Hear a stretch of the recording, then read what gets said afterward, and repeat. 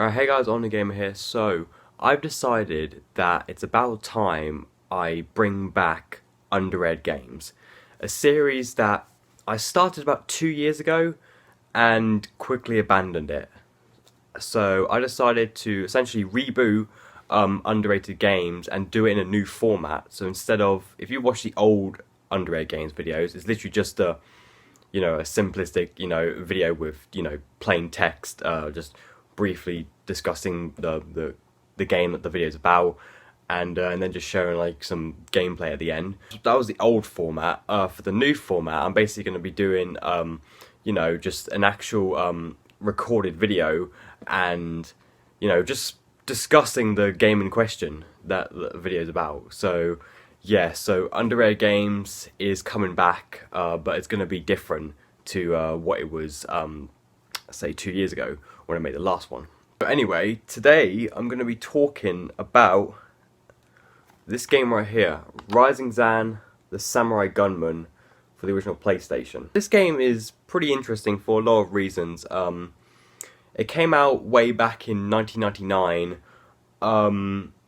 and it's a really forgotten game, but it does have like a cult following to it. But it's a game that, like not many people have like fond memories of. It's quite a unique game actually because it's very Japanese. It's very, very Japanese, and it's a sort of westernish game. It's a western samurai mix game because the main character of the game, Rising Zan, also known as Johnny, or as he likes to call himself, it's the super ultra sexy hero, Zan.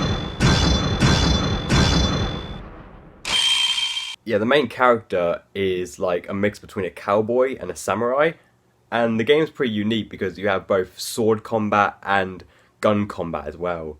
So it's sort of a mix between a third-person shooter and a sort of a hack and slash game. I'm not saying it's the only game that's like this, because I know there's some like PS2 games like God Hand, and I think a game that's literally called Samurai Western, I think.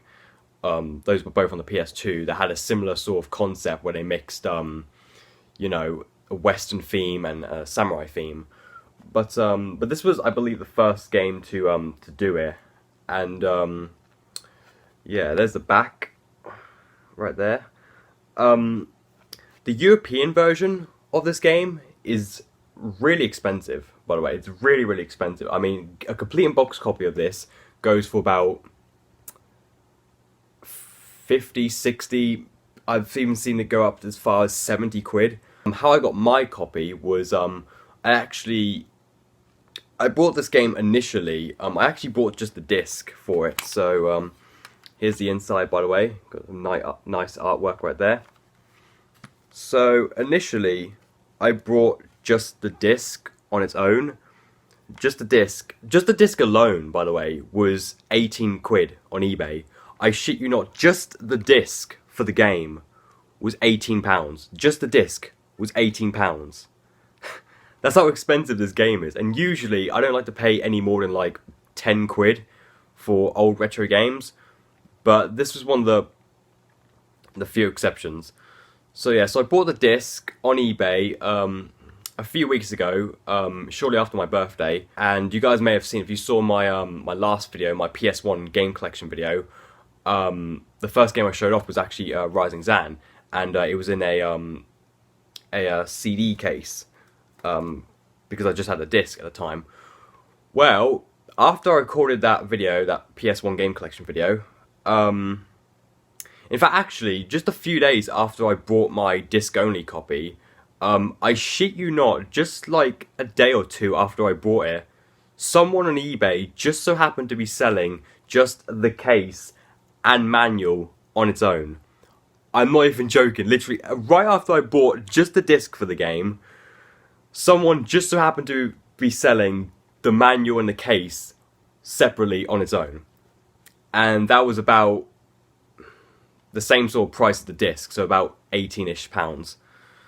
So in total, I think I paid around about 36 quid for all of this together, with the disc and the case and manual. I think all of it together was about 36 quid, roughly, which is actually pretty cheap for Rising Zan, because like I said, complete box copies usually go for about 50, 60, 70 quid.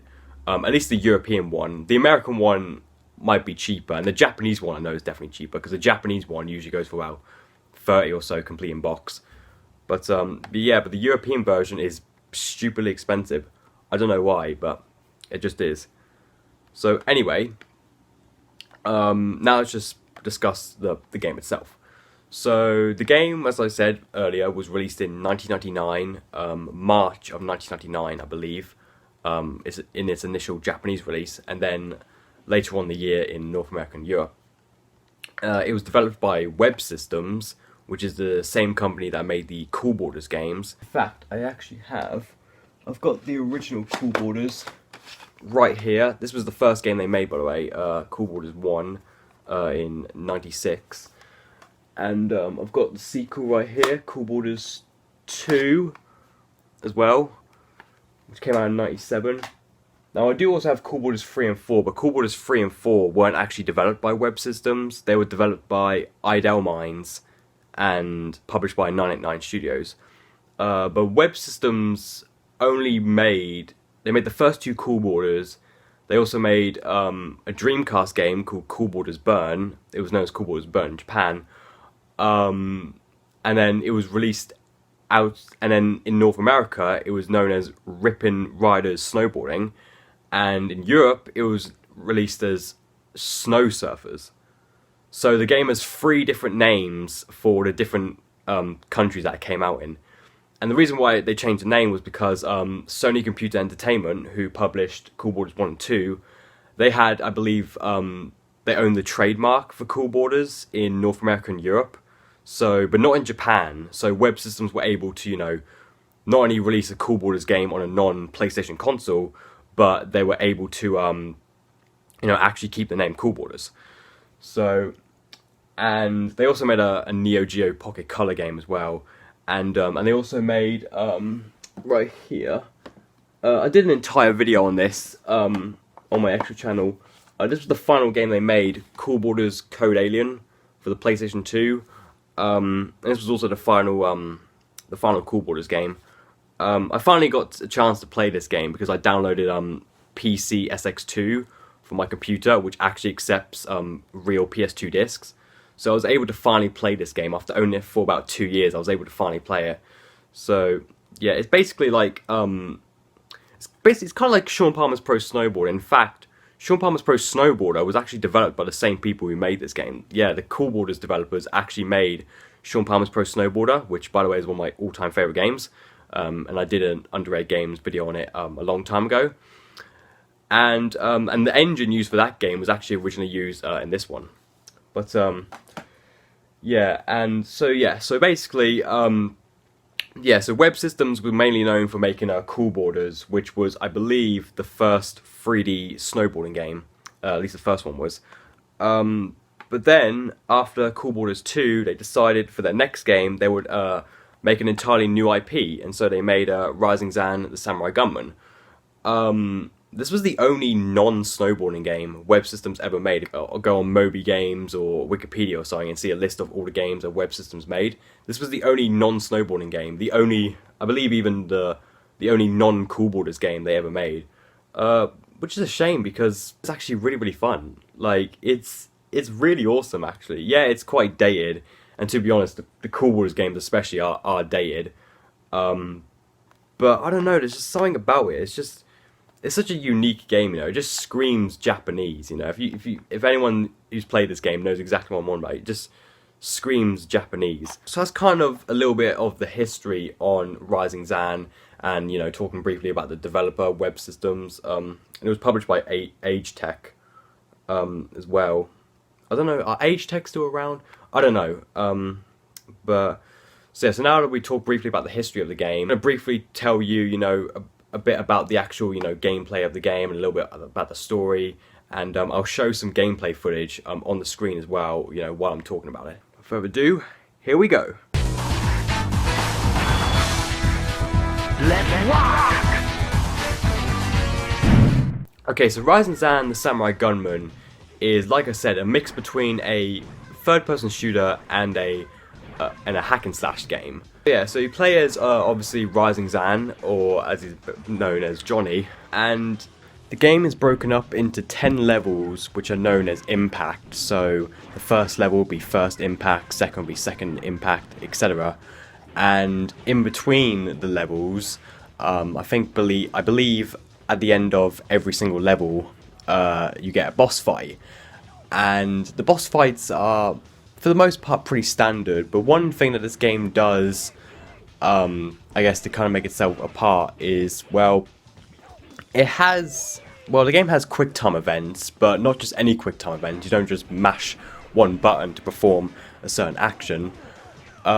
Instead, it has these things called all button events, where you have to literally mash every single button on the controller.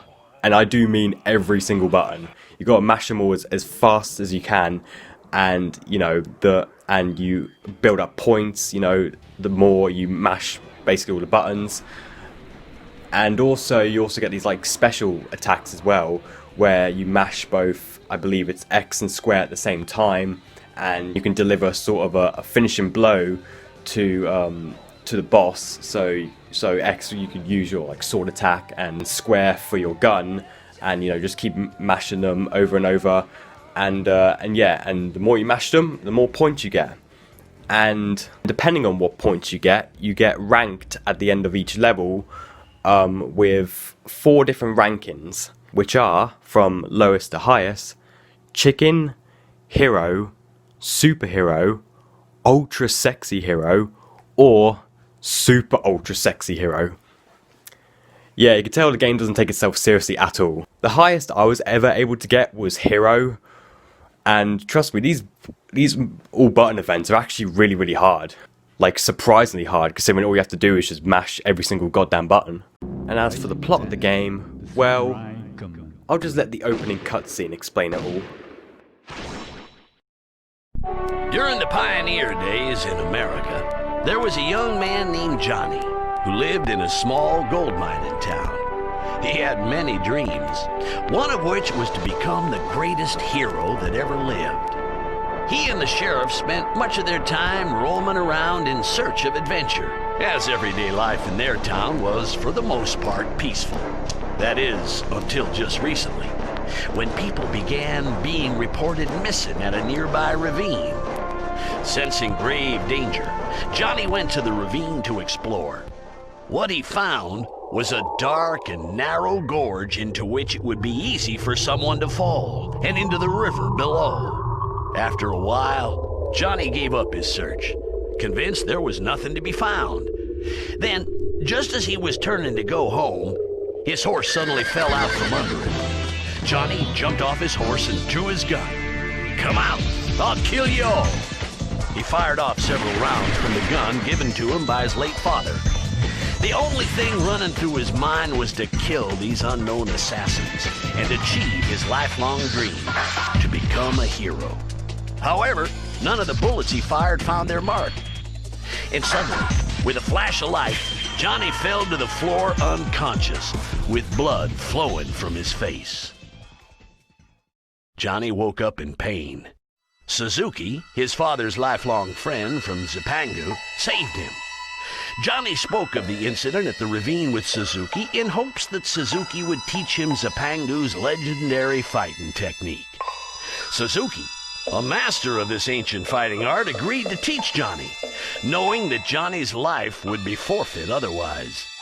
A few days later, Suzuki and Johnny departed to Zipangu. Many years have passed. Johnny is now a master of both his own traditional fighting method and Zipangu's. He wields his gun and the blade of the samurai with equal skill. He commits himself to his new name, Zan, and returns to his hometown.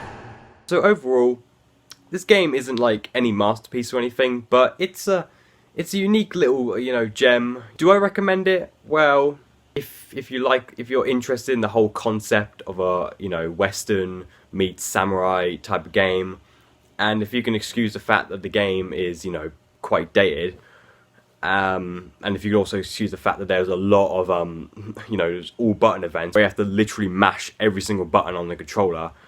If you can get past those moments, it's a pretty decent game. Honestly, it's a pretty decent game. It's no masterpiece, but it's decent. You know, it's a decent little game. You know, obviously it doesn't take itself too seriously at all. And yeah, it's just a lot of fun, really. It's just a lot of fun. But anyway, that's it for this episode of Underrated Games. If you guys want, you can just suggest some games in the comments that you want me to talk about on this series. But obviously, it has to be I can only do a video on it if I actually own the game or have played it before. Anyway, guys, I hope you enjoyed this video, and please like, subscribe, and peace.